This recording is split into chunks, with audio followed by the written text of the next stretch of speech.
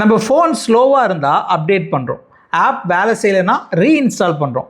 Bike சரியில்லை அப்படின்னா service விடுறோம். காரில் சின்னதாக ஒரு சத்தம் கேட்டுச்சு அப்படின்னாலே மெக்கானிக்கிட்ட கொண்டு போகிறோம். ஆனால் நம்ம வாழ்க்கையில் மட்டும் யாராவது நீங்கள் கொஞ்சம் மாறணும், இந்த பழக்கத்தை விட்டுருங்க, இப்படி செஞ்சால் இன்னும் நல்லா இருப்பீங்க அப்படின்னு சொன்னால் அவங்கள நம்ம எப்படி பார்ப்போம்?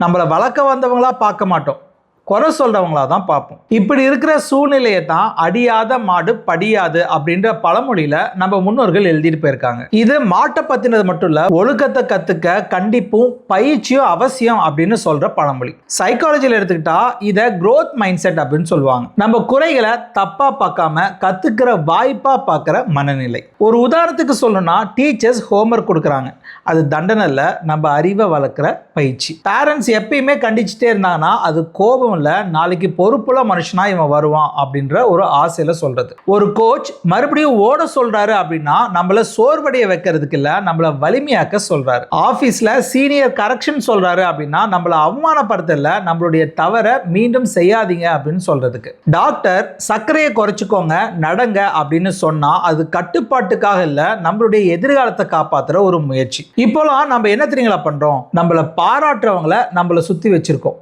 நம்மளை திருத்தணும் அப்படின்னு நினைக்கிறவங்கள தூரமா வச்சிருக்கோம். உண்மையிலேயே நம்மளை வளர்க்கறது அப்படின்றது பாராட்டினால இல்ல, கரெக்ஷன்னால தான். ஏன்னா தங்கம் கூட நெருப்பை கடந்து வந்தாதான் நகையா உருவாகுது. மனுஷனும் அப்படிதான், கண்டிப்பா கடந்து வந்தாதான் பொறுப்புள்ள மனுஷனா மாறுவான். ஒவ்வொரு கண்டிப்புமே வெறுப்பால வரதில்லைங்க.